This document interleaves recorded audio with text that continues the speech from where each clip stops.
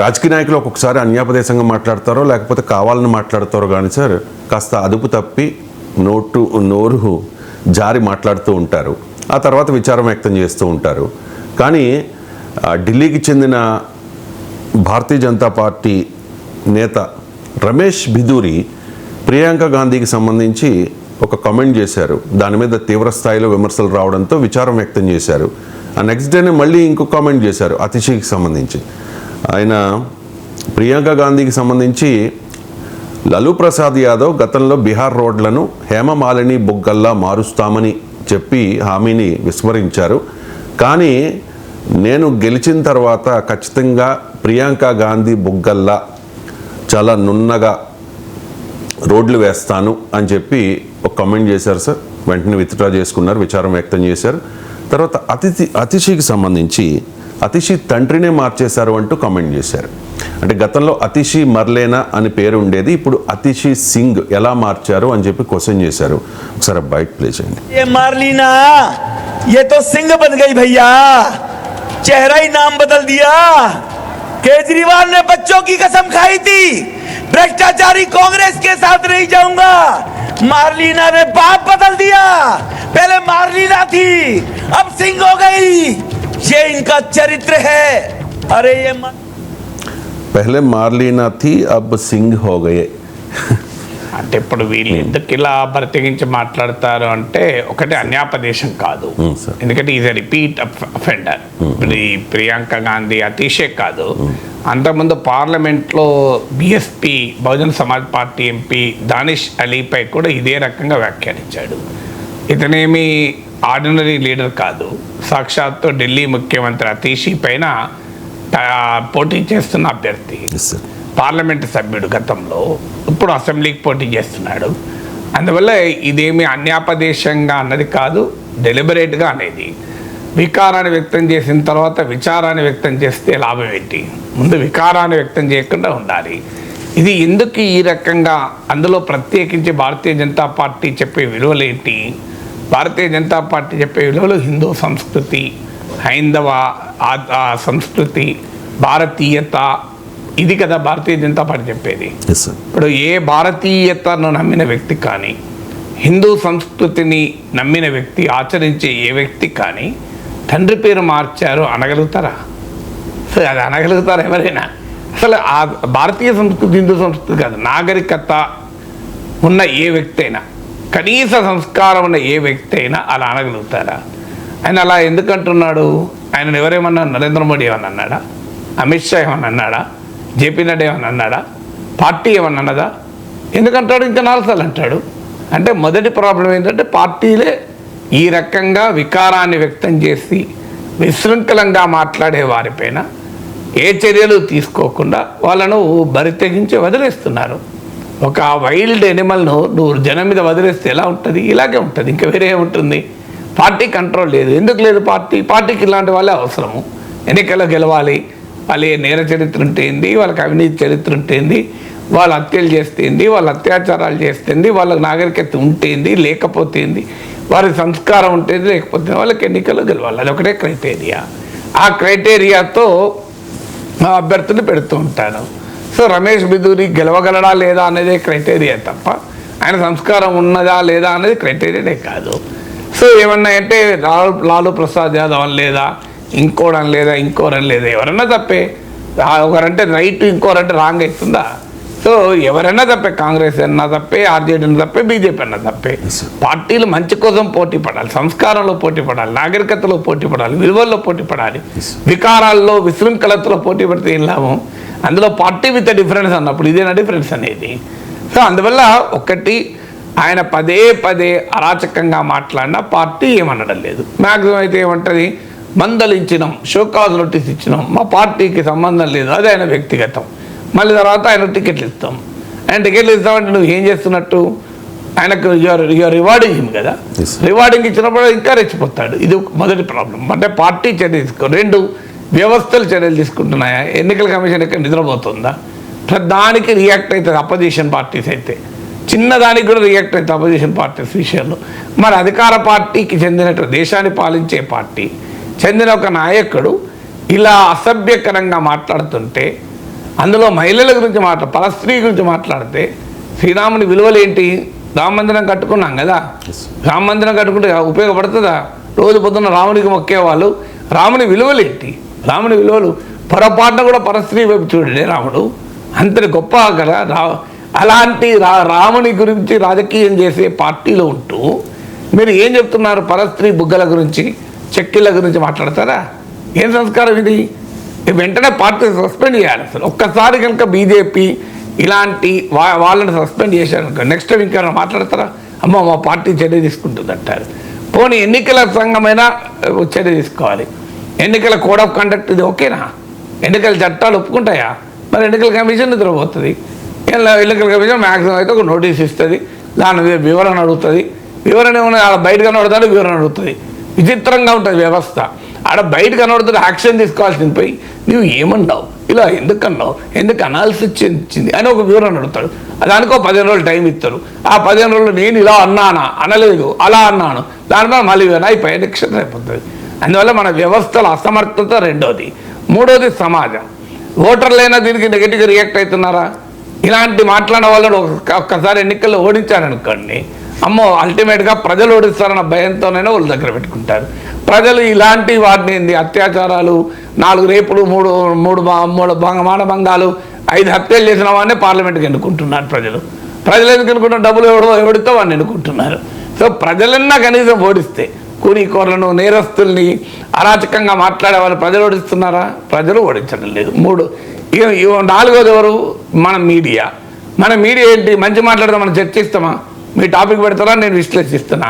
ఆయన అట్లా మాట్లాడేది కనుకనే మీడియా అంతా చర్చిస్తుంది. ఆయన అలా మాట్లాడాడు కనుకనే పేజ్ 1లో ఢిల్లీలో మాట్లాడితే హైదరాబాద్లో పేజ్ 1 ఎందుకు వస్తుంది? అదే రమేష్ బిదూరి సంస్కారవంతంగా, నాగరికంగా ఆమ్ ఆద్మీ పార్టీ ఆలోచించాలి. ఇదేనా వారి పాలనా విధానాలు అన్నాం అనుకోండి, మన పేజ్ 1లో వస్తుంది. ఇక్కడ మీరు నేను చర్చించుకుంటామా? వాళ్ళకి కావాల్సిన మీడియా కూడా అలాగే తయారైంది. యూట్యూబ్లో కూడా అది అలా తమ్ముళ్ళు పెడితేనే ప్రియాంక చెక్కిళ్ళలాగా అని పెడితే ఇక లక్షల మంది తెగ చూస్తుంటారు, క్రేజీ షేర్ చేసుకుంటారు. దానికి ఇక అతీషి తండ్రినే మార్చిన ఢిల్లీ సీఎం అంటే ఇక తెగబడి ఆసక్తిగా తండ్రినే మార్చింది అంటారు. అదే ఇండియన్ ఎకానమీ ఎలా ఉంది అని పెట్టామనుకోండి, వీడియో కూడా చూస్తూ ఉంటా. అందువల్ల మీడియాలో కూడా ఈ ధోరణి ఏంటి? ప్రజల ధోరణి, మీడియా ధోరణి. అందువల్ల అందరూ తలా పాపం తలా పిడికడు. ఇందులో ఎవరిని అనాలి? అందుకే వాళ్ళు అలాంటి వాళ్ళు రెచ్చిపోతుంటారు. చాలా రాష్ట్రాల్లో ముందుగా ముఖ్యమంత్రి అభ్యర్థిని ప్రకటించకుండా చాలా కూటములు ఎన్నికలకు వెళుతూ ఉంటాయి. మహారాష్ట్రలో కూడా అదే జరిగింది కదా సార్. ఆ తర్వాత ఫడ్నవీస్ని సీఎంగా ఎన్నుకున్నారు. కానీ ఇప్పుడు ఢిల్లీలో కూడా భారతీయ జనతా పార్టీ సీఎం అభ్యర్థిని ప్రకటించలేదు. ఇదే విషయాన్ని ఆప్ ఎద్దేవా చేస్తోంది సార్. ఆ విజువల్ చూపించండి. ఒక గుర్రాన్ని రెడీ చేసి ఆ గుర్రం మీద ఒక గొడుగును ఏర్పాటు చేసి ఆ గుర్రం మీద పెళ్లి కొడుకు మాత్రం ఉన్నాడు. ఆ వీడియోని సోషల్ మీడియాలో బాగా వైరల్ చేస్తున్న పరిస్థితి. ఒకసారి ప్లే చేయండి. अरे ये बिना दूल्हे का घोड़ा किसका है? बीजेपी का है क्या? अरे बीजेपी वालों, अपने दूल्हे का नाम तो बताओ जी।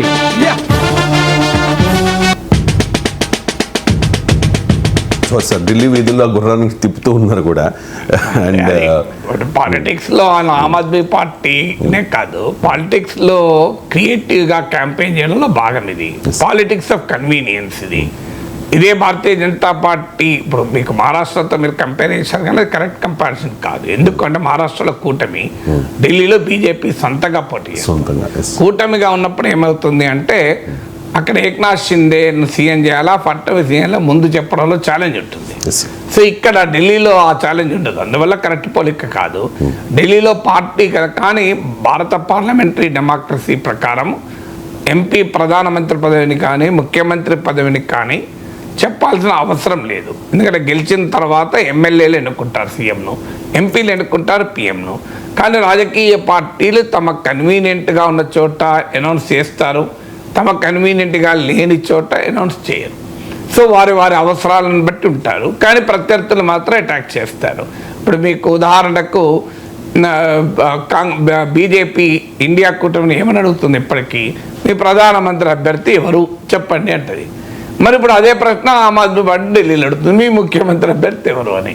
ఎందుకంటే అక్కడేమో ప్రధానమంత్రి అభ్యర్థిగా తమకు నరేంద్ర మోడీ ఉన్నాడు కనుక ఇండియా కూటమి ఎవరిని ప్రధానమంత్రి అభ్యర్థిగా పెట్టినా ఆ కూటమిలో విభేదాలు ముందే ప్రకటిస్తే విభేదాలు వస్తాయి కనుక తన బలాన్ని ప్రత్యర్థుల బలహీనతల్ని సొమ్ము చేసుకునేందుకు ఎవరు మీ పిఎం అభ్యర్థి చెప్పండి అని అంటారు. రేపు భవిష్యత్తులో పార్లమెంట్ ఎన్నికలు వస్తే ఇట్లాంటి గుర్రాలను బీజేపీ తెలుపుతుంది. ఇండియా కూటమి కరే ఓ ఇండియా ఇండియా ఇండి గఠబంధన్ కా హై ఉస్కా క్యోన్ హై అని వాళ్ళు అడుగుతారు.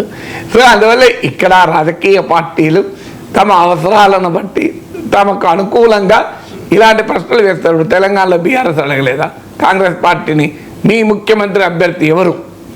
అంటే కాంగ్రెస్ పార్టీని అడిగారు, బీజేపీని కూడా అడిగారు మీ ముఖ్యమంత్రి అభ్యర్థి ఎవరు అని. కానీ బీఆర్ఎస్ చెప్తా మరి ఆ ప్రశ్న ఎందుకు అడుగుతుంటే బీఆర్ఎస్ కాదు అడ్వాంటేజ్ కనుక. ఎందుకంటే వాళ్ళకు ముఖ్యమంత్రి అభ్యర్థి ఉన్నాడు, వీళ్ళు డిసైడ్ చేసుకోలేరు కనుక. అప్పుడు కాంగ్రెస్ పార్టీ ఏమన్నా మీకు ఒక్క ముఖ్యమంత్రి ఉండొచ్చు, మాకు ప్రతి కాంగ్రెస్ నాయకుడు ఒక ముఖ్యమంత్రి, మాకు సమర్థుల కొరత లేదు, మీకంటే కేసీఆర్ తప్ప ఇంకెవరు దిక్కు లేదు వాళ్ళు.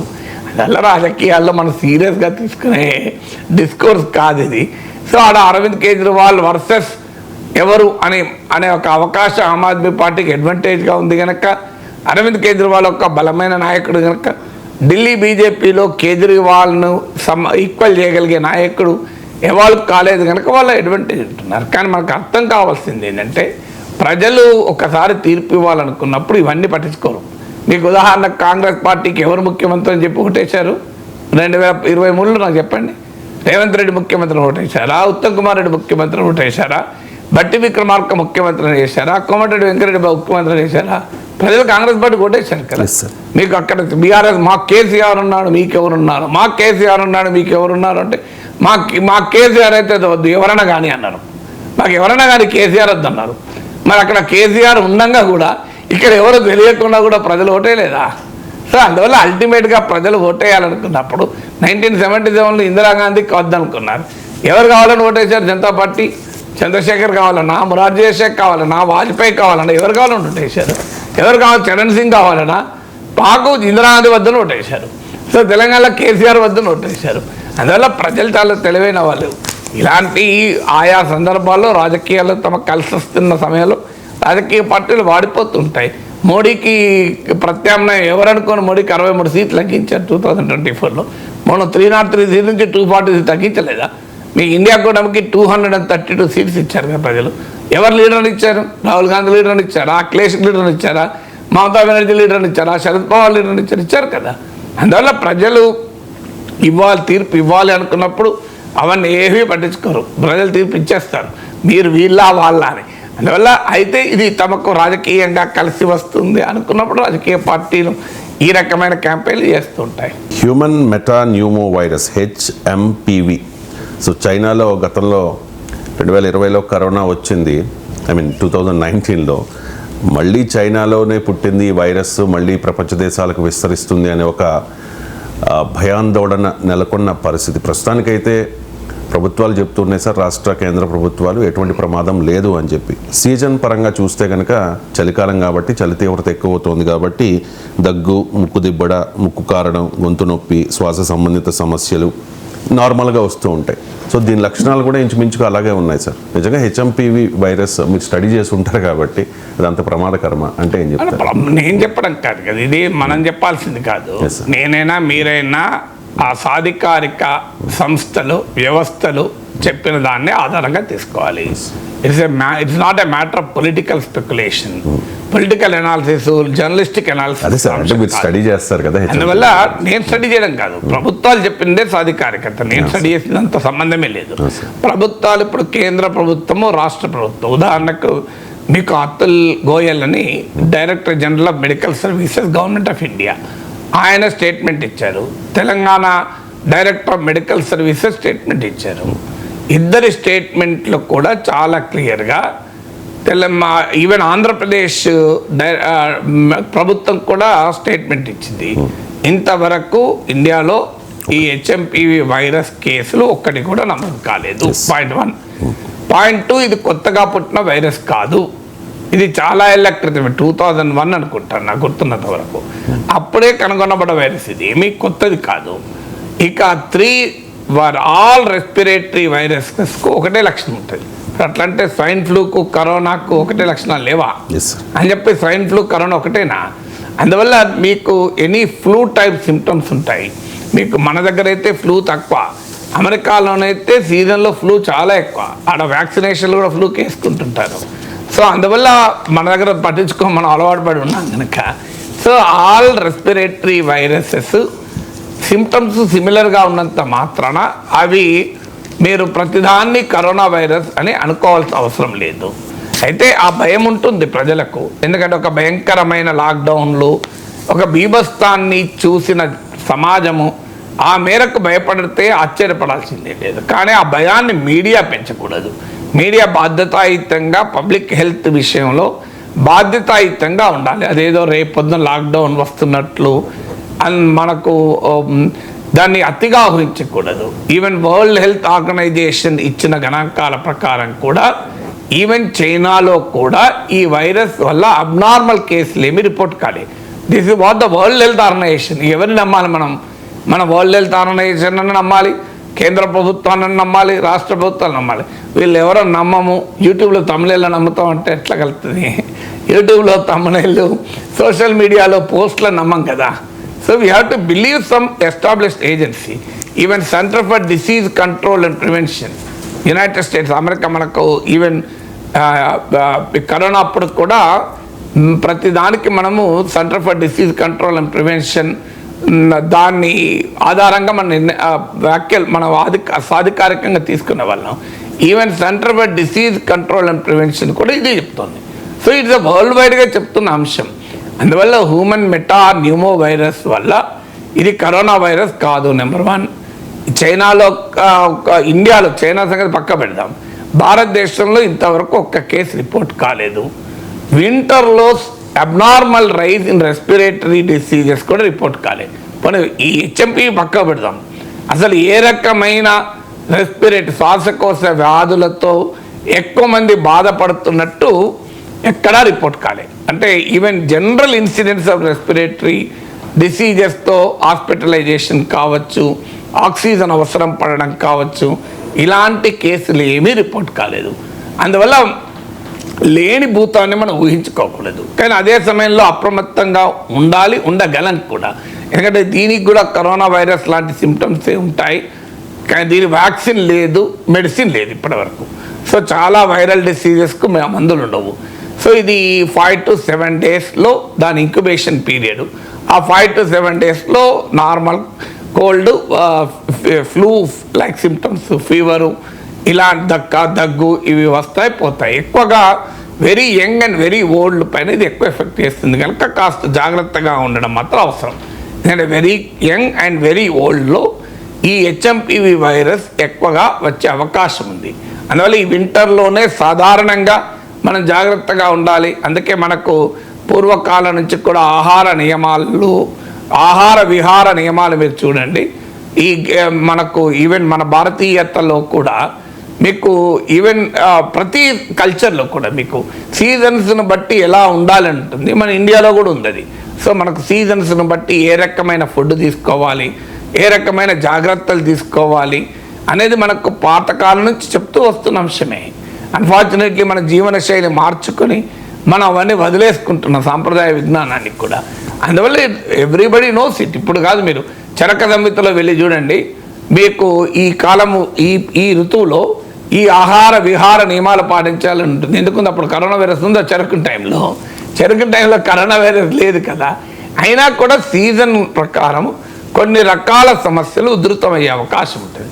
అందులో already asthma, already respiratory problems ఉన్నవాళ్ళు ఈ సీజన్లో మరింతగా ఎఫెక్ట్ అయ్యే ప్రమాదం ఉంటుంది. బ్రాంకైటిస్ ఇలాంటివన్నీ కూడా మీకు. అందువల్ల సైనసైటిస్, బ్రాంకైటిస్, ఆస్తమా ఇట్లాంటి ప్రాబ్లమ్స్, శ్వాసకోశ ప్రాబ్లమ్స్ ఉన్నప్పుడు ఈ సీజన్ వాటిని అగ్రవేట్ చేస్తుంది.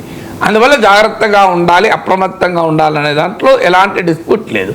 సో ఎలా అప్రమత్తంగా ఉండాలి అనే విషయంలో ఎనీ రెస్పిరేటరీ డిసీజెస్కు కామన్ సూచనలు ఏంటంటే మీరు చేతులు శుభ్రంగా కడుక్కోవడము, దగ్గు కానీ జలుబు స్నీజింగ్ కానీ తగ్గినప్పుడు కానీ మీరు అడ్డంగా టవల్ లాంటిది లేదా కర్చీఫ్ లాంటిది పెట్టుకోవడము, మాస్క్ ధరించడము, దగ్గు జలుబు ఉన్న వారికి దూరంగా ఉండడము, వారు కూడా పబ్లిక్ ప్లేసెస్లో అంత ఫ్రీగా తిరగకపోవడము, ఇలాంటి జాగ్రత్తలు పాటించాలి. ట్రీట్మెంట్ అయితే సిమ్టమాటిక్ ట్రీట్మెంట్, కోల్డ్ వస్తే కోల్డ్కు, కఫ్ వస్తే కఫ్కు ఆ మందులు వాడడం తప్ప ఇంకా వేరేది ఏమీ లేదు.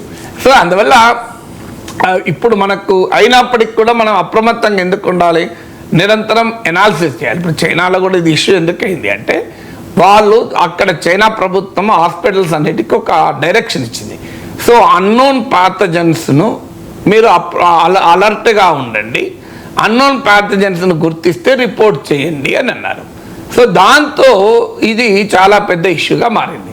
ఎందుకంటే మన దగ్గర కూడా ఉండాలి, నిరంతరం బ్లడ్ శాంపుల్స్ను మీకు ఎనాలిసిస్ చేయాలి. ఎందుకంటే వాటి కొత్త రకమైన వైరస్లు ఏమైనా వస్తున్నాయా, ఆ వైరస్ల యొక్క రూపాంతరాలు ఏమైనా వస్తున్నాయా, వీటిపైన అప్రమత్తంగా ఉండాల్సిన అవసరం మాత్రం ఉంది. గతంతో పోలిస్తే మనం వెల్ ప్రిపేర్డ్గా ఉన్నాం. అందువల్ల అనవసరపు భయాందోళనలు వద్దు, అదే సమయంలో అప్రమత్తత మాత్రం ఉండాలి. ఓపెన్ ఏఐ ఎక్స్ ఎంప్లాయ్ అలాగే భారతీయ అమెరికన్ సుచిర్ బాలాజీ మరణం, అది హత్య ఆత్మహత్య అనే ఒక డౌట్ ఉంది సార్. వాళ్ళ మదర్ పూర్ణిమ రామారావు చెబుతూ ఉన్నారు ఇది ఖచ్చితంగా హత్యే అని చెప్పి. మస్క్ కూడా పూర్ణిమ రామారావు మాటల్ని సపోర్ట్ చేశారు. ఐ మీన్ FBI విచారణ చేయించాలని చెప్పి పూర్ణిమ రామారావు డిమాండ్ చేశారు కాబట్టి చేయించాల్సిన అవసరం ఉంది అని చెప్పి మస్క్ కూడా ఒక పోస్ట్ చేసిన పరిస్థితి. ఇప్పుడు తాజాగా ఒక డిమాండ్ చేస్తూ ఉన్నారు సార్ సుచిర్ బాలాజీ మదర్ పూర్ణిమ రామారావు. అమెరికాలో మాకు న్యాయం జరిగేలా కనిపించడం లేదు, భారత ప్రభుత్వం చొరవ తీసుకోవాల్సిన అవసరం ఉంది అని చెప్పి.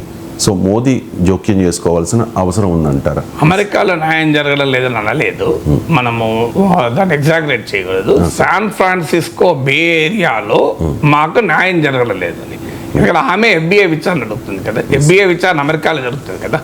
అమెరికాలో న్యాయం జరగడం లేదని భావిస్తే FBI విచారణ అడగదు. సో మన CBI విచారణ అడుగుతుంది. CBI వీళ్ళు అమెరికాలో విచారణ జరపలేదు. అందువల్ల అమెరికన్ క్రిమినల్ జస్టిస్ సిస్టమ్ పైన నాకు విశ్వాసం లేదని ఆమె ఎక్కడ అనలే. శాన్ ఫ్రాన్సిస్కో బే ఏరియాలో అంటే ఈ టెక్నాలజీ ఇండస్ట్రీ బలంగా బిగ్ టెక్ ఇండస్ట్రీ ఉన్న ప్రాంతము, అక్కడ పోలీసు వారు ప్రభావాలకు లోబడి ఈ బిగ్ టెక్ ఇండస్ట్రీ లాబింగ్ ముందు మాకు ఎవరు వినడం లేదు అని ఆమె వాదన. అయితే మోడీని భారత ప్రభుత్వాన్ని జోక్యం చేసుకోమని, జోక్యం కన్నా ఎక్కువ గుడ్ ఆఫీసెస్ అంటారు. అంటే డెఫినెట్గా ఆమె రీజన్ కూడా చెప్పింది, నా భర్త స్టిల్ ఇండియన్, ఆయన ఇండియన్ సిటిజన్, ఆయన husband still Indian citizen. So అది కూడా చెప్పింది. ఈ సుచిర్ బాలాజీ అమెరికాలో పుట్టాడు, is an American citizen but Indian origin American. కానీ సుచిర్ బాలాజీ ఫాదర్ మాత్రం ఈజ్ అన్ ఇండియన్ సిటిజన్ అని ఆమె ఇండియా టుడే ఇంటర్వ్యూలో కూడా చెప్పారు. సో అందువల్ల ఇండియన్ సిటిజన్ అని మాత్రమే కాదు, అక్కడ భారతదేశం మానవ హక్కులకు నిలబడ్డ చరిత్ర కలిగినటువంటి ఒక పెద్ద దేశం కనుక మాకు మా మానవ హక్కుల ఉల్లంఘన జరుగుతోంది కనుక Indian ministry of external affairs కూడా ఇన్వాల్వ్ కావాలి అని కోరింది. ఇది న్యాయమైన కోరిక. డెఫినెట్గా భారత ప్రభుత్వం కూడా దౌత్యపరంగా డిప్లొమాటిక్గా, ఎందుకంటే అమెరికాలో జరిగిన ఆరోపించబడుతున్న క్రైము అమెరికాలో ఘటన గనక భారతదేశానికి ఎంత లివరేజ్ ఉంటుంది అనేది ఒక క్వశ్చనే. బట్ స్టిల్ ట్రంప్తో మోడీకి ఉన్నటువంటి సాన్నిహిత్యం కావచ్చు, భారత్ అమెరికాల మధ్య ఉన్న సత్సంబంధాలు కావచ్చు, Indian government ministry of external affairs కూడా న్యాయం జరిగేలా కృషి చేయాలి. అయితే సమస్య ఏంటంటే అమెరికా ప్రభుత్వమైనా భారత ప్రభుత్వమైనా ఆమె జరుపుతున్న పోరాటమేమో Microsoft OpenAI artificial intelligence industry పైన పోరాటం, అది పెద్ద మామూలు పోరాటం కాదు. ఇప్పుడు ఆమె నిన్న కూడా ఆ ఇంటర్వ్యూలో చెప్పింది ఏంటంటే మా కొడుకు సుచిర్ బాలాజీని whistle blower, OpenAI whistle blower అని అంటున్నారు. అది నిజం కాదు. విజిల్ బ్లోయర్ ఎవరు? ఆ కంపెనీలో పనిచేస్తుంటే విజిల్ బ్లోయర్. మా వాడు ఆల్రెడీ కంపెనీకి రాజీనామా కూడా చేశాడు. ఇది not just whistle blower. Whistle blower అంటే ఒక కంపెనీలో ఒక సంస్థలో పనిచేస్తూ ఆ సంస్థలో గనక అక్రమాలు జరుగుతుంటే వాటిని బయటి ప్రపంచానికి చెప్పే వ్యక్తిని విజిల్ బ్లోయర్ అంటారు. సో ఆమె అనేది అంటే is not a whistle blower. మా fight Suchir Balaji fight OpenAI పైన మాత్రమే కాదు, ఎంటైర్ ఆర్టిఫిషియల్ ఇంటెలిజెన్స్ ఇండస్ట్రీ పైన, లార్జ్ లాంగ్వేజ్ మోడల్స్ ఎల్ఎల్ఎంస్ పైన అని. సో ఆమె రైజ్ చేస్తున్న అంశం ఏంటంటే, ఆమె ప్రకారం సుచిర్ బాలాజీ రైజ్ చేస్తున్న questions not just confine to OpenAI. Artificial intelligence ethical ప్రాక్టీసెస్ను for ChatGPT, generative AI, వీరు ఎథికల్ ప్రాక్టీసెస్ను ఫాలో కావడం లేదు. కాపీరైట్ వయలేషన్స్ అవుతున్నాయి. డేటా అవుట్పుట్ కూడా సరిగా రావడం లేదు. It is harmful to the humanity. అంటే ఆర్టిఫిషియల్ ఇంటెలిజెన్స్ పరిశోధన జరుగుతున్న తీరు బిగ్ టెక్ కంపెనీస్ వాణిజ్య ప్రయోజనాలకు ఉపయోగపడుతుంది తప్ప మానవాళి ప్రయోజనాల కొరకు కాదు అన్నది నా కొడుకు పోరాటం. అందువల్ల it is a fight not just against open AI, అందులో ఇన్వెస్ట్ చేసిన మైక్రోసాఫ్ట్ పైన మాత్రమే కాదు, ఆర్టిఫిషియల్ ఇంటెలిజెన్స్ ఇండస్ట్రీపై కనుక. ఆర్టిఫిషియల్ ఇదొక చాలా పెద్ద ఇండస్ట్రీ, వేల కోట్ల డాలర్ల ఇన్వెస్ట్మెంట్ పెట్టిన ఇంట్రెస్ట్ ఉన్న పరిస్థితి కనుక మాకు న్యాయం జరగడం లేదు అన్నది ఆమె ఆరోపణ. ఆమె ఆరోపణను సమర్థించుకుంటూ ఆమె చెప్తున్నదంటే, మా వాడి దగ్గర కొన్ని డాక్యుమెంట్లు కూడా ఉండేవి. ఎందుకంటే న్యూయార్క్ టైమ్స్ ఓపెన్ ఏఐ పైన వేసిన కేసులో ఇతన్ని విట్నెస్గా చేర్చారు. న్యూయార్క్ టైమ్స్కి ఇంటర్వ్యూ ఇచ్చినటువంటి కొంత కాలానికే ఆయన శవమైతే లేడని అపార్ట్మెంట్లో. సో ఆమె చెప్పేది ఏంటంటే, ఆ అపార్ట్మెంట్కి వెళ్ళి చూసినప్పుడు ఆయన బెడ్రూమ్ మొత్తం రాన్సాక్ అయి చిందరవందరగా పడి ఉంది. ఆయన బాత్రూంలో కూడా బ్లడ్ స్ట్రెయిన్స్ ఉన్నాయి. అంటే ఇది ఆత్మహత్యకు అవకాశం లేదు అనేది ఆమె వాదన. ఎందుకంటే ఆ అపార్ట్మెంట్ చూసినప్పుడు ఇంకో ఆసక్తికరమైన ఏంటంటే, ఆ విజువల్స్ను, ఆ బ్లడ్ స్ట్రెయిన్ విజువల్స్ను వాటిని చాట్ జీపీటీకే, ఓపెన్ ఏఐ సృష్టించిన చాట్ జీపీటీకే ఫీడ్ చేస్తే చాట్ జీపీటీ కూడా ఇది సూసైడ్ లాగా కనిపించడం లేదు అని చెప్పిందని. ఇంట్రెస్టింగ్ ఏంటంటే, ఓపెన్ ఏఐ పైన ఆరోపణ, ఓపెన్ యూఐ సృష్టించిన చాట్ జీపీటీ ప్రకారం కూడా ఇది సూసైడ్ లాగా అనిపించడం లేదు అని చాట్ జీపీటీ కూడా చెప్పింది మేము ఆ విజువల్స్ ఫీడ్ చేసినప్పుడు అని. తర్వాత మీకు ఎప్పుడైనా ఒక సూసైడ్ అనేది ఎస్టాబ్లిష్ ఎట్లా చేస్తాం? మొదలేమో ఇది హోమిసైడ్ అన్నారు అటార్నీ, తర్వాత దాన్ని సూసైడ్ అన్నారు, ఇప్పుడు హోమిసైడ్ సూసైడ్లో ఏదైనా కావచ్చు అంటున్నారు. ఇలా రకరకాలుగా చెప్తున్నారు అని. సూసైడ్ అనుకున్నప్పుడు సాధారణంగా ఇన్వెస్టిగేషన్లో చేసే కొన్ని బేసిక్ థింగ్స్ ఉంటాయి, అమెరికాలో ఇండియాలైనా. ఉదాహరణకు సూసైడ్ నోటు ఉందా? ఇక్కడ సూసైడ్ నోట్ లేదు. 2, అతని ఆ సూసైడ్ చేసుకున్నాడని ఆరోపించబడుతున్న వ్యక్తిలో డిప్రెసింగ్ సిగ్నల్స్ ఏమైనా ఉన్నాయా? అంటే ఆయన చాలా ఆత్మహత్య సూసైడల్ టెండెన్సీస్ ఏమైనా ఉన్నాయా? అలాంటివి ఏమైనా ఉండాలన్నప్పుడు మొదలు తల్లిదండ్రులు విచారిస్తారు, ఫ్రెండ్స్ని విచారిస్తారు. కానీ ఆ శాన్ ఫ్రాన్సిస్కో బే ఏరియా పోలీసు కనీసం తల్లిదండ్రులు విచారించలేదు, ఫ్రెండ్స్ని విచారించలేదు, ఆయన పర్సనల్ సోషల్ మీడియాను కానీ ఆయన చాట్ను కానీ ఎక్కడా పరిశీలించలేదు. మరి పరిశీలించకుండా ఏ రకంగా వారు ఇది సూసైడ్ అని నిర్ణయించారు అన్నది ఆమె ప్రశ్న. దానికి ఒక ఎంట్రన్స్ ద్వారా మీకు సీసీటీవీలో ఫుటేజ్ చూస్తే ఆయన సుచిర్ బాలాజీ వెళ్ళిన తర్వాత ఇంకెవరు వెళ్ళినట్టు కానీ వచ్చినట్టు కానీ సస్పీషియస్ వ్యక్తులు ఆయన అపార్ట్మెంట్కి వెళ్ళినట్లు ఎక్కడా ఆ సీసీటీవీ ఫుటేజ్లో లేదు గనక ఇతన్ని ఎవరో వెళ్ళి హత్య చేయలేదు, సూసైడ్ చేసుకొని ఉండవచ్చు అని నిర్ధారణకు వచ్చామన్నది శాన్ ఫ్రాన్సిస్కో బే ఏరియా పోలీస్ వర్షన్. దానికి పూర్ణిమ రామారావు సుచిర్ బాలాజీ మదర్ వర్షన్ ఏంటంటే, ఆ అపార్ట్మెంట్కు 3 ఎంట్రీలు ఉన్నాయి. వెనకకెళ్ళి ఎంట్రీ ఉంది, మీకు గ్యారేజ్ నుంచి ఎంట్రీ ఉంది. అందువల్ల ఒక్క ఎంట్రీ మాత్రమే చూసి, ఆ మిగతా ఎంట్రీలో సీసీటీవీలు కూడా లేవు. అలాంటప్పుడు ఒక్క ఎంట్రీనే చూసి నువ్వు ఏ రకంగా ఎవరు లోపలికి రాలేదు, ఎవరు బయటికి రాలేదని కంక్లూజన్కి వస్తావు అన్నది ఆ వాదన. తర్వాత ఆమె చెప్తున్న ఇతర ఇండికేషన్ ఏంటంటే, ఉదాహరణకు తమతో కొద్ది రోజుల క్రితం వరకు కూడా కలిశాడు. తర్వాత ఒక రోజు ముందు కూడా లాస్ ఏంజల్స్కి వెళ్ళి ఫ్రెండ్స్తో తన బర్త్డే జరుపుకున్నాడు, 26th బర్త్డే. తర్వాత ఫ్రెండ్స్ను డిస్కస్ చేసినా కూడా ఆయన చాలా ఆనందంగానే గడిపాడని, ఈవెన్ ఆ రోజు ముందు రోజు కూడా లాస్ ఏంజల్స్ వచ్చిన తర్వాత మళ్ళీ వెళ్ళి డిన్నర్ చేసి వచ్చాడని, ఎక్కడా డిప్రెసింగ్ సిగ్నల్స్ కానీ లేవు అని.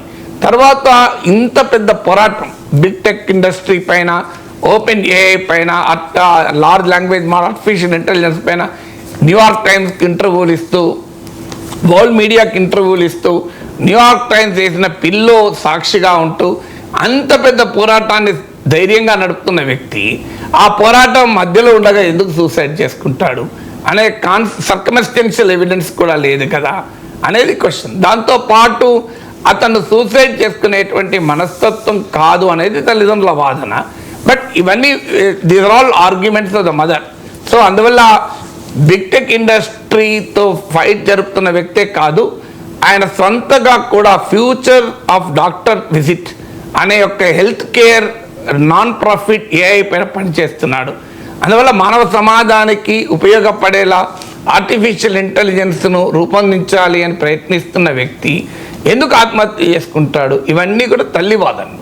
Really I don't know, you don't know. మనం ఏమి కంక్లూజన్కి వచ్చి మైక్రోసాఫ్ట్ హత్య చేసింది, ఓపెన్ ఏఐ హత్య చేసింది అనే కంక్లూజన్లకు నేను రావడం లేదు. ఎందుకంటే వీ డు నాట్ నో.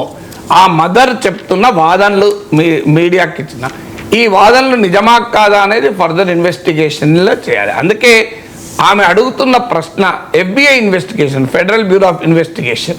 ఎందుకంటే లోకల్ పోలీసు బిగ్ టెక్ ఇండస్ట్రీతో ఫైట్ చేయగలుగుతుందా? వాళ్ళ లాబింగ్ ఇన్ఫ్లుయెన్స్ చాలా ఎక్కువ ఉంటుంది. ఆర్టిఫిషియల్ ఇంటెలిజెన్స్ LLMsలో 1,000 కోట్ల డాలర్ల ఇన్వెస్ట్మెంట్ ఉంది.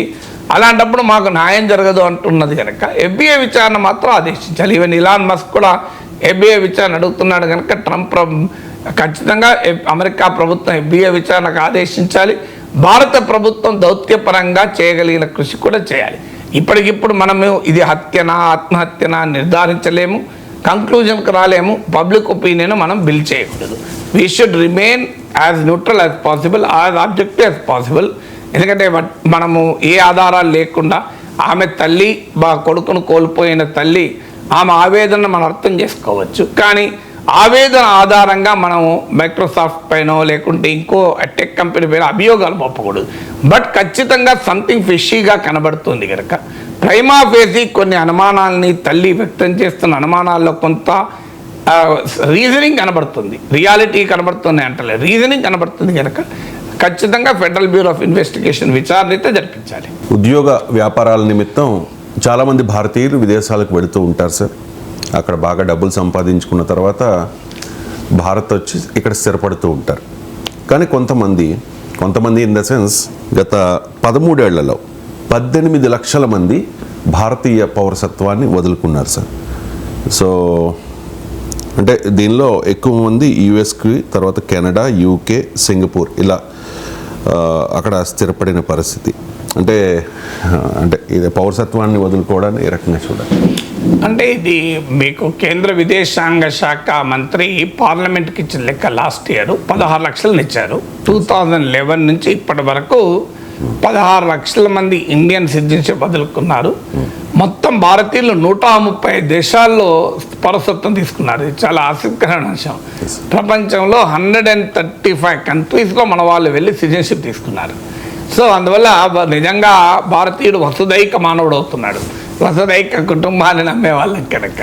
సో ఈవెన్ మీకు హెన్లీ ప్రైవేట్ వెల్త్ మైగ్రేషన్ రిపోర్ట్ 2024 ప్రకారం, హెన్లీ ప్రైవేట్ వెల్త్ మైగ్రేషన్ రిపోర్ట్ 2024 ప్రకారము 2024లో 4,300 బిలియనర్స్ అంటే పెద్ద కుబేరులు, భారతదేశంలో సంపన్నులు భారత పౌరసత్వాన్ని వదులుకుంటున్నారు అని.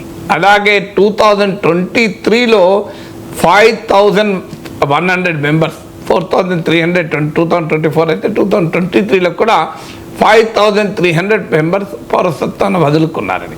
ఈవెన్ 2023లో కూడా ఇలా కంటిన్యూస్గా భారతదేశాన్ని వదిలి వెళ్తున్న వారు పెరిగిపోతున్నారన్నది నిజం. సో వారు విదేశాల్లోకి వెళ్ళిపోతున్నారన్నది నిజం. సో అందువల్ల వీళ్ళు సిటిజన్షిప్ను వదులుకుంటున్నారు అనేది ఒక ఇండికేషన్, దాంట్లో అనుమానం లేదు.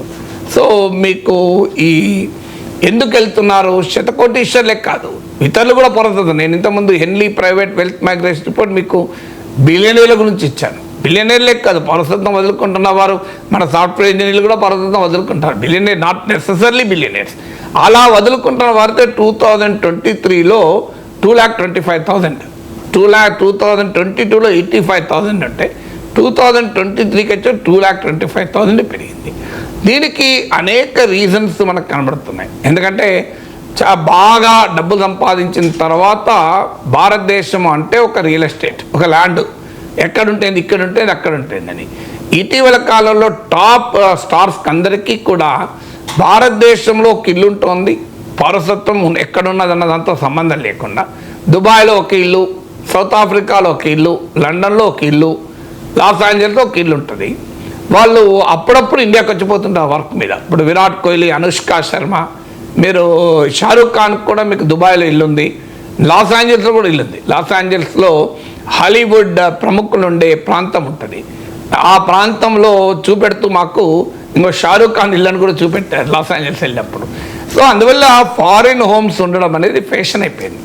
సో మీకు దుబాయ్లో చాలామందికి ఇండ్లు ఉంటున్నాయి. దుబాయ్ ఎందుకు, మీకు యాంటిగ్వా లాంటి దేశాలకు వెళ్తున్నారు.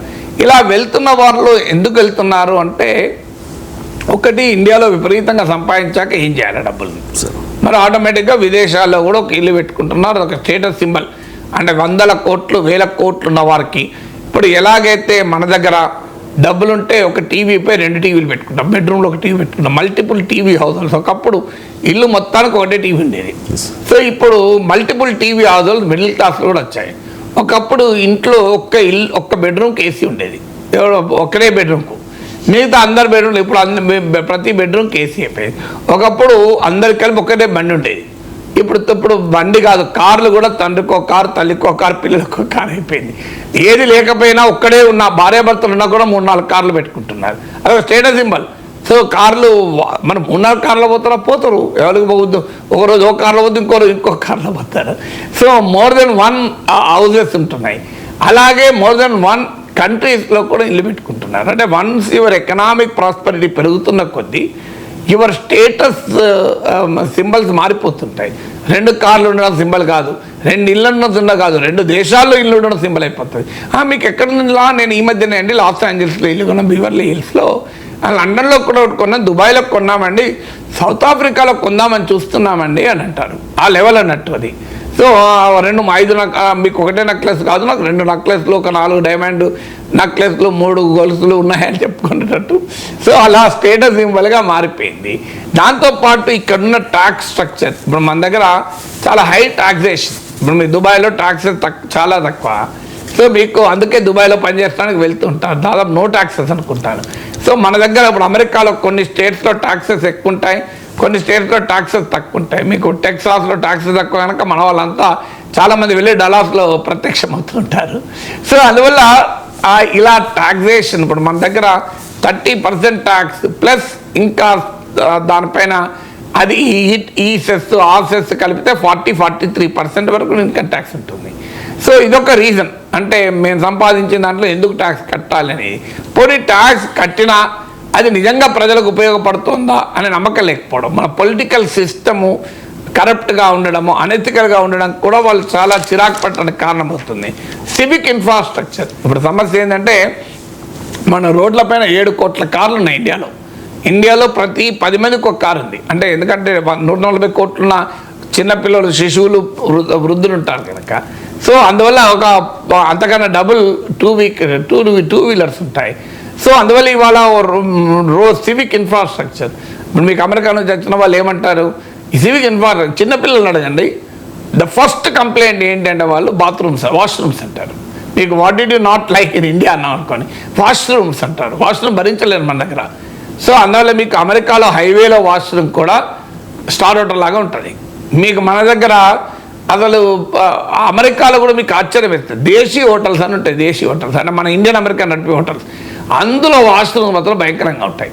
అంటే అది అమెరికాలో కూడా మన వాళ్ళ హోటల్ పెడితే మన వాళ్ళ షాపులలో వాష్రూమ్స్ ఉంటాయి, హరిబుల్గా ఉంటాయి. నువ్వు వాళ్ళకి వెళ్ళాలని భయం అవుతుంది, విచిత్రంగా ఉంటాయి. అదే మళ్ళీ తెల్లోళ్ళ హోటల్స్ ఉన్నాయి అనుకోండి, వాష్రూమ్ చాలా నీట్గా ఉంటాయి.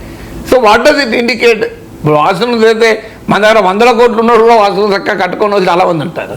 సో అందువల్ల ఈ సివిక్ ఇన్ఫ్రాస్ట్రక్చర్, పొల్యూషన్ కావచ్చు, రోడ్ రద్దీ కావచ్చు, అసలు రూల్ ఆఫ్ లా పాటించకపోవడం, ఎవడు ఇష్టమైనట్టు డ్రైవ్ చేయడం, మీకు చాలా దేశాల్లో ఏ ట్రాఫిక్ సిగ్నల్స్ లేకపోయినా ఫాలో అవుతారు, రొటీన్గా ఫాలో అవుతారు.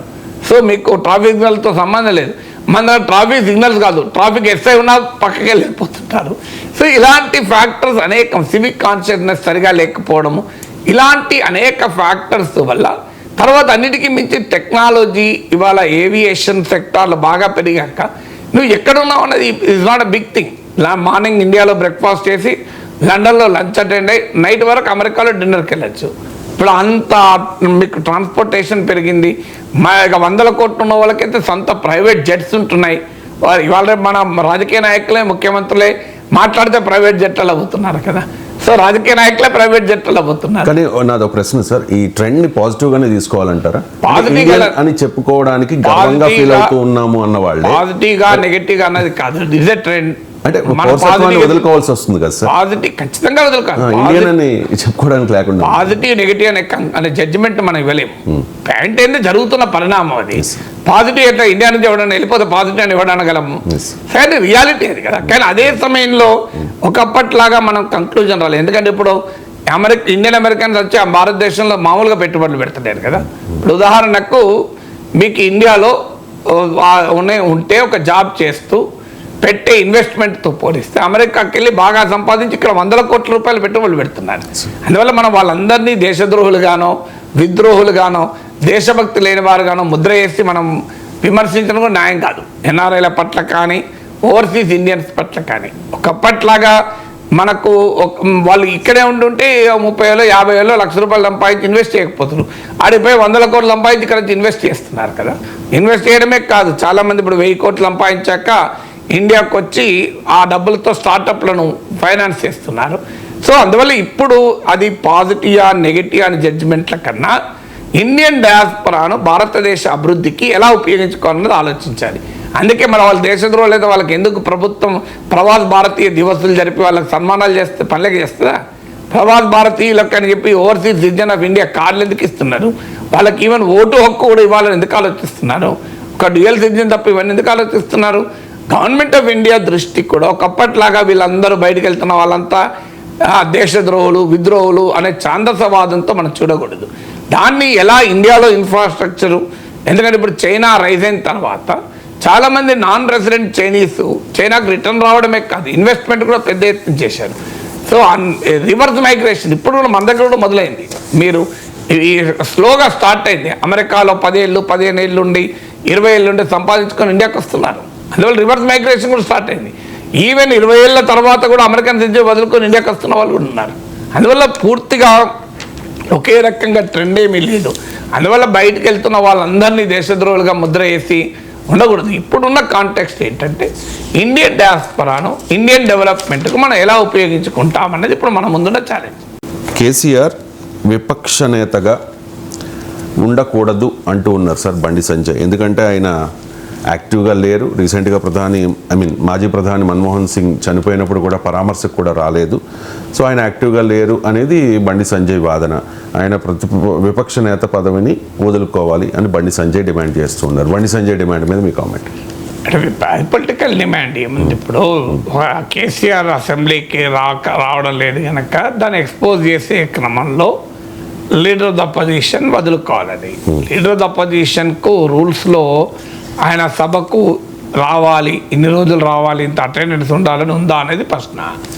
ఉంటే లెజిస్లేచర్ సెక్రటరీయే చర్య తీసుకుంటాడు. మీరు లీడర్ ఆఫ్ ద అపోజిషన్ కానీ మీరు సభకు గైరాజరవుతున్నారు కనుక మీ పైన నిబంధనల ప్రకారం లీడర్ ఆఫ్ ద అపోజిషన్ స్టేచర్ను ఇవ్వాలా వద్దా అనేది అసెంబ్లీ సెక్రటరీ స్పీకర్కు నోటిస్తాడు. స్పీకరు హౌస్లో చర్చ పెడతారు. అందువల్ల సభా నియమాల ప్రకారం విపక్ష నేతకు కనీస అటెండెన్స్, ఇప్పుడు ఎగ్జామినేషన్ ఉంటుంది, మినిమం 70%, 80% అటెండెన్స్ ఉండాలి అని ఉంటుంది. అలాంటిది ఏమైనా ఉందా అనేది క్వశ్చన్. నాకు తెలిసినంతవరకు ఏమీ ఉన్నట్లేదు. ఉండుంటే ఇప్పటికీ చర్యలు మొదలయ్యేది కదా. సో అందువల్ల దేర్ ఇస్ నో రూల్, ఇంత పర్సెంటే ఉండాలి. వాస్తవం అయితే ఒక వాదన 10% సభ్యులు ఉండాలి అనేది ఒక వాదన, కాదు అవసరం లేదనేది ఇంకో వాదన. బట్ ఏదైనా ఇక్కడ ఆ చర్చ రాదు. ఆంధ్రప్రదేశ్కి వచ్చిన సమస్య ఇక్కడ లేదు, ఎందుకంటే బీఆర్ఎస్కు 10% ఎక్కువ ఉన్నారు కనుక. సో అందువల్ల ఆ ప్రధాన ప్రతిపక్ష పార్టీ నాయకుడు లీడర్ ఆఫ్ ద అపోజిషన్గా ఉంటాడు. సో అందువల్ల ఎవరిని నాయకుడిగా ఎన్నుకోవాలనేది బీఆర్ఎస్ ఇష్టం. ఇప్పుడు కేసీఆర్ కాకపోతే మీకు బీజేపీ నాయకుడు అయితే లీడర్ ఆఫ్ ద అపోజిషన్ కాడు. ఎవరో ఒకరు బీఆర్ఎస్ నాయకుడు కావాలి. అందువల్ల బీఆర్ఎస్లో ఒక ఇష్యూ క్రియేట్ చేసే క్రమంలో కాంగ్రెస్ కావచ్చు, బీజేపీ కావచ్చు, ఇలాంటి డిమాండ్ చేస్తూ ఉంటాయి. ఎందుకంటే నెక్స్ట్ ఎవరు KTR, Harish Rao, leader of the opposition, ఈ పంచాయతీ కూడా ముందుకు రావాలి అని కోరుకుంటారు కనుక. సో అల్టిమేట్గా కేసీఆర్కు విపక్ష నేత పదవి తొలగిస్తే తెలంగాణకి ఏమో లాభం జరుగుతుంది అని నేను అనుకోను. సో అల్టిమేట్గా కేసీఆర్ కాకపోతే కేటీఆర్ అవుతారు, కాకపోతే హరీష్ రావు అవుతారు. అందువల్ల అది ఇష్యూ కాదు. ఇష్యూ వల్ల కేసీఆర్ అసెంబ్లీకి రావాలి, అసెంబ్లీలో క్రియాశీలకంగా వ్యవహరించాలని మాత్రం కోరుకోవాలి.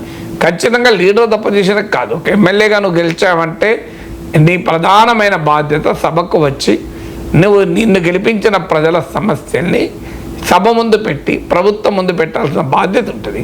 అందులో గతంలో 10 ఏళ్ల పాటు ముఖ్యమంత్రిగా చేసిన నాయకుడు శాసనసభలో ఉండడం ద్వారా ఈ ప్రభుత్వాన్ని అకౌంటబుల్ చేయడం, అంటే శాసనసభకు ఎగ్జిక్యూటివ్ జవాబుదారీగా ఉండాలి. ఆ అకౌంటబుల్ చేయటానికి ఉపయోగపడుతుంది కనుక డెఫినెట్గా ఆ KCR presence will make a difference. ప్రభుత్వ విధానాల్ని ప్రశ్నించడంలో కానీ, ప్రభుత్వ విధానాలను ప్రజలకు అనుకూలంగా మార్చుకోవడంలో కానీ, ప్రత్యామ్నాయమైనటువంటి విధానాల్ని ప్రజల ముందు అసెంబ్లీ ముందు పెట్టడానికి కానీ కేసీఆర్ లాంటి అనుభవం కలిగిన రాజకీయ నాయకుడి సభలో ఉండడం అది అవసరం. అందువల్ల ఏ రకంగా చూసినా కేసీఆర్ సభకు రావాలని కోరుకోవాలి. ఆయన విపక్ష నేతగా సమర్థవంతంగా వ్యవహరించాలని మనం కోరుకోవాలి. ఇక ఆయనను కాదు అంటే రాజీనామా చేయాలంటే అది ఆ పార్టీ డిసిషన్. మనం we cannot impose our decision అని కదా. Yes sir. గతంలో అయితే మరి అసెంబ్లీకి రాని సభ్యుడు రాజీనామా చేయాలనే డిమాండ్స్ కూడా కొంతమంది చేశారు. అండ్ ఇక్కడ బండి సంజయ్ విపక్ష నేతగా కేసీఆర్ రిజైన్ చేసిన తర్వాత ఎవరు ఉండాలి అనే దాని మీద కూడా కొన్ని డిమాండ్స్ పెట్టారు సార్. ఒకవేళ కుటుంబ సభ్యులకే ఇవ్వాల్సి వస్తే ఒక నిమిషం సార్, హరీష్ రావుకి ఇవ్వాలి, కుటుంబ సభ్యులకే ఇవ్వాలంటే హరీష్ రావుకి ఇవ్వచ్చు, బీసీ నేతకి ఇవ్వాల్సి వస్తే గంగుల కమలాకర్కో తలసానికో ఇవ్వచ్చు అని చెప్పి ఆయనే చెప్తూ ఉన్నారు బండి సంజయ్. ఇప్పుడు బీజేపీ వాళ్ళ పార్టీ అధ్యక్షులు వాళ్ళు డిసైడ్ చేసుకోలేకపోతున్నారు. బీఆర్ఎస్ శాసనసభాపక్ష నేతలు బీజేపీ ఎలా డిసైడ్ చేస్తుంది? అందువల్ల మొదలు బీజేపీ రాష్ట్ర అధ్యక్షుని నిర్ణయించుకోమనండి. మొదలు ఇన్ని రోజులైనా రాష్ట్ర అధ్యక్షుడిని నిర్ణయించుకోలేని దుస్థితిలో బీజేపీ ఉంది. అన్నిటికీ మించి తెలంగాణ ఈ లాస్ట్ అసెంబ్లీలో మీకు 3 సభ్యులు ఉండే, రాజా సింగ్, రఘునందన్, రాజేందర్. అందులో ఎవరిని శాసనసభ పక్ష నేత చేసుకోలేకపోయారు. అంటే 3 సభ్యులు ఉన్న పార్టీనే శాసనసభ పక్ష నేత నిర్ణయించుకోలేకపోయింది. ఇప్పటికీ కూడా పార్టీ రాష్ట్ర అధ్యక్షుడు నిర్ణయించుకోలేని పరిస్థితిలో బీజేపీ ఉండి, బీఆర్ఎస్లో ఆల్రెడీ సీటు ఖాళీ లేదు, లీడర్ ఆఫ్ అపోజిషన్గా కేసీఆర్ ఉన్నాడు. ఆయన రాజీనామా చేస్తే ఎవరు కావాలనేది బండి సంజయ్ ఎట్లా నిర్ణయిస్తాడు? బీజేపీ రాష్ట్ర అధ్యక్షుడిని బీఆర్ఎస్ నిర్ణయిస్తుందా? బీజేపీ రాష్ట్ర అధ్యక్షుడిని బీఆర్ఎస్ నిర్ణయించాలి అని ఈటల రాజేంద్ర చేసుకోవచ్చు, బండి సంజయ్ చేసుకోవచ్చు, రామచంద్రరావు చేసుకోవచ్చు, అరవింద్ చేసుకోవచ్చు అని బీఆర్ఎస్ నేతలు చెప్తే ఉపయోగం ఉంటుందా? అందువల్ల రాజకీయ పార్టీలు ఈ రకమైన స్టేట్మెంట్లు ఇస్తుంటారు నాయకులు. బట్ అల్టిమేట్గా తమ పార్టీ వ్యవహారాలు తాము చూసుకోవాలి, వేరే పార్టీ వ్యవహారాలు వాళ్ళ పార్టీ వాళ్ళు చూసుకుంటారు కదా. గత 5 ఏళ్ల కాలంలో 2019 నుంచి 24 మధ్య కాలంలో పారిశ్రామిక అభివృద్ధి జరగలేదు ఆంధ్రప్రదేశ్లో. అండ్ పరిశ్రమలు రావాలంటే వ్యాపారవేత్తలందరూ కూడా భయపడ్డారు. వైసీపీ నేతలందరూ కమిషన్ల కోసం వారిని భయపెట్టారు అన్నది టీడీపీ జనసేన నాయకుల వాదన మొదటి నుంచి కూడా. ఇప్పుడు కూడా లోకేష్ అదే కామెంట్స్ చేస్తూ ఉన్నారు సార్. అండ్ ఈ ఇన్వెస్టర్స్ కానీ లేకపోతే ఇలాంటి వాళ్ళందరికీ కూడా జగన్ మళ్ళీ రాడన్న నమ్మకాన్ని కలిగించిన అవసరం ఉంది అన్నట్టుగా కూడా కమెంట్ చేశారు లోకేష్. ఈ వ్యాఖ్యల మీద మీకు అంటే పారిశ్రామికవేత్తలు జగన్ మళ్ళీ రాడన్న గ్యారంటీ అడుగుతున్నారు సార్. ప్లీజ్ సాక్షి ఇచ్చుంటే రావాలి కదా స్వామి. 5 సంవత్సరాలు ఏం పీకారు? నేను ఒక 5 సంవత్సరాలు ఉంది కదమ్మా కృష్ణమ్మా. సాక్షి ప్రభుత్వం అంటే వైకాపా సాక్షి, సాక్షి వైకాపా. మీ ప్రభుత్వ అధికారంలో 5 సంవత్సరాల్లో ఒక ఋషికొండ ప్యాలెస్ తప్ప, అంటే ఒక్క వ్యక్తి బతికేదానికి 700 కోట్ల రూపాయలు ఖర్చు పెట్టారు తప్ప ఉత్తరాంధ్ర చేసింది ఏంటి? Straight question. బయట కావాలి. Right sir. అంటే పారిశ్రామికవేత్తలు ప్రభుత్వాలను ఈ రకమైన గ్యారంటీలు ఎలా అడుగుతారు నాకు చెప్పండి. ఎవరు చంద్రబాబు నాయుడు ఎట్లా గ్యారంటీ ఇస్తాడు ఎవరు నెక్స్ట్ సీఎం ఎవరు ఉంటారని? లోకేష్ ఎట్లా గ్యారంటీ ఇస్తాడు? అసలు ఏ ఇండస్ట్రియలిస్ట్కు రాజ్యాంగం తెలిస్తే రాజకీయం తెలిస్తే ఇలాంటి పిచ్చి ప్రశ్నలు అడగరు. ఎవరు కానీ వాళ్ళ భయాలు వాళ్ళకు ఉంటాయి కదా సార్. ఎందుకంటే అది ఎవరి చేతిలో ఉంటుంది, అది రాజ్యాంగం, ప్రజల చేతిలో ఉంటుంది. అది ప్రజల చేతిలో ఉంటుంది కదా. 5 ఏళ్ల తర్వాత ఎన్నికలు జరిగితే ఎవరు ముఖ్యమంత్రిగా ఉంటారు, ఎవరు ప్రభుత్వంలో ఉంటారు అనేది ఎవరము చెప్పలేము కదా. అలాంటిది పారిశ్రామికవేత్తలు మాకు జగన్ రానన్న గ్యారంటీ మీరు ఇవ్వండి అంటే చంద్రబాబు నాయుడు ఇస్తారా గ్యారంటీ? ఆ గ్యారంటీకి ఏంటి ప్రాతిపదిక అంటే గ్యారంటీకి ఏంటి? గ్యారంటీ ఉండాలి కదా. అగ్రిమెంట్ ఉండదు, బాండ్ ఉండదు కదా సార్. ఏమైనా అగ్రిమెంట్ రాసిస్తాడా? అందువల్ల మీకు ఎవరన్నా పారిశ్రామికవేత్త అడిగితే అంతకన్నా తెలియదక్కువాడు వాళ్ళు లేడని అనుకోవాలి. ప్రపంచంలో దేశంలో అంత తెలియదక్కువ వాళ్ళుగా పారిశ్రామికవేత్తలు ఉంటారని నేను అనుకోను. పారిశ్రామికవేత్తలు ఎవరు కూడా ప్రజాస్వామ్యం ఎన్నికలు 5 ఏళ్ళకు ఒకసారి జరుగుతుంది, ఎన్నికల్లో ప్రభుత్వాలు మారుతాయన్న కనీస పరిజ్ఞానం ఉన్న ఏ పారిశ్రామికవేత్త మా గ్యారంటీ ఇవ్వండి అని అడగరు. ఇప్పుడు తెలంగాణలో రేవంత్ రెడ్డిని అడుగుతారా కేసీఆర్ రాడన్న గ్యారంటీ ఇవ్వండి, మోడీని అడుగుతారా కాంగ్రెస్ రాదన్న గ్యారంటీ ఇవ్వండి అని. సో జగన్ రాడన్న గ్యారంటీ ఇవ్వండి అని పారిశ్రామికవేత్త ఎట్లా అడుగుతారు? అడిగితే టీడీపీ ఎలా ఇవ్వగలదు అంటే ఇప్పుడు దీనివల్ల ఇప్పుడు ఆ కారణాన ఆంధ్రప్రదేశ్కి మేము పెట్టుబడులు తేలేకపోతున్నాం చెప్పుకోవడానికి ఉపయోగపడుతుంది. మేమేం చేయాలి, మేము తేవాలని చూస్తున్నాం, కానీ వాళ్ళు జగన్ రాడన్న గ్యారంటీ అడుగుతున్నారు అని ఆ రీజన్ చెప్పి పెట్టుబడులు రావడం లేదంటే మా తప్పు కాదు, జగన్ తప్పే. విద్యుత్ ఛార్జీలు ఎందుకు పెరిగినాయంటే జగన్ తప్పే. అమరావతి పోలవరం ఎందుకు ముందు రావడంటే జగన్ తప్పే అని చెప్పడానికి ఉపయోగపడుతుంది తప్ప రియాలిటీలో ఏ పారిశ్రామికవేత్త అలా అడగడు. పారిశ్రామికవేత్తలకు ప్రజాస్వామ్యంలో ఉండే రిస్క్ తెలుసు వాళ్ళకు. అందుకే వాళ్ళు ప్రభుత్వ విధానాల్లో ఉండే కంటిన్యూటీ ఉంటుందా లేదా ఇవన్నీ రిస్క్ ఫ్యాక్టర్ తీసుకునే ప్రజల్లో ఇన్వెస్ట్ పారిశ్రామికత ఇన్వెస్ట్ చేస్తుంటారు. వాళ్ళకి అది తెలియకుండా ఉంటుందా? అంత అమాయకులు కాదు కదా. ప్రభుత్వాల విధానాలు మారుతూ ఉంటాయి, ప్రభుత్వాల స్వభావాలు మారుతూ ఉంటాయని. అందువల్ల పారిశ్రామికవేత్త అడగడం కాదు.